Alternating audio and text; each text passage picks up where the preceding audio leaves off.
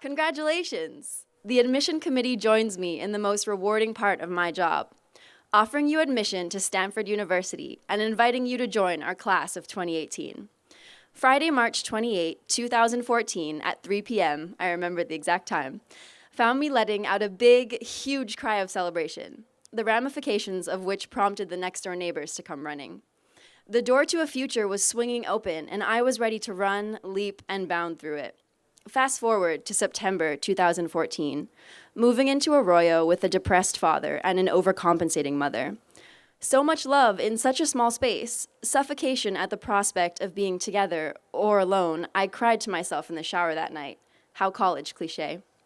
A week went by, and between drinking alcohol for the first time, getting lost every time I left my dorm room, and being swept away on a wave of possible classes, I realized a decision had to be made. Stanford was amazing, so welcoming and vibrant, but after 7 days, I knew I wasn't ready or able to meet it and its opportunities with arms thrown wide open. So I decided to withdraw for a year, the process of which involved signing 2 pieces of paper and booking a flight back home to Hawaii. Meyer Library hadn't been torn down yet, and it felt like the sky was falling as I sat out in the sun and called my mom. She flew up yet again, this time bringing me back a box of manapua and a plumeria lei from Lita's lei stand. The smells and tastes of the past and future reminding me that I was going back to love and support. And so the 2 of us came together a second time under the shadow of Hoover Tower. It didn't take me long to label my decision a failure.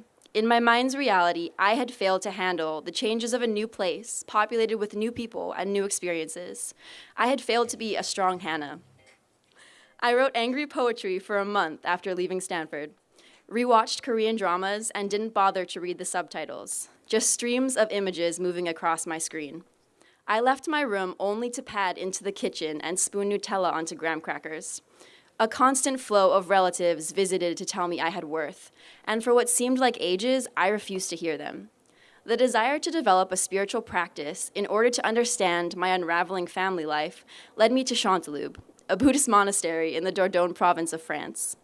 An utter Buddhist novice, I was taken into the legacy of Lama Jigme Khyentse Rinpoche, son of Kangyo Rinpoche, and brother to Tuku Pema Wango and Rangjo Rinpoche.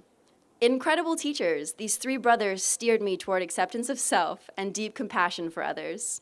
Surrounded by routine, ritual, and people who knew themselves and what they needed, I was exposed to a deep way of thinking that was connected to understanding of self, found in hour-long morning meditations, tending to our communal garden, walking around the stupa or Buddhist temple, and painting satsas, small statues of the Buddha.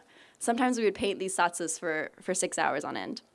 The monks and nuns that lived with me reminded me that comfort with self precedes comfort with other, and that enlightenment stems from within. This place, these people, and our experiences together enabled me to truly believe that I could define my own worth. I began to see my failure as something I needed, as something I hadn't been able to ask for myself. My failure offered me a break, a chance to put down the textbooks and scrape my knees on new experiences, to finally be vulnerable with myself and those people who were most important to me.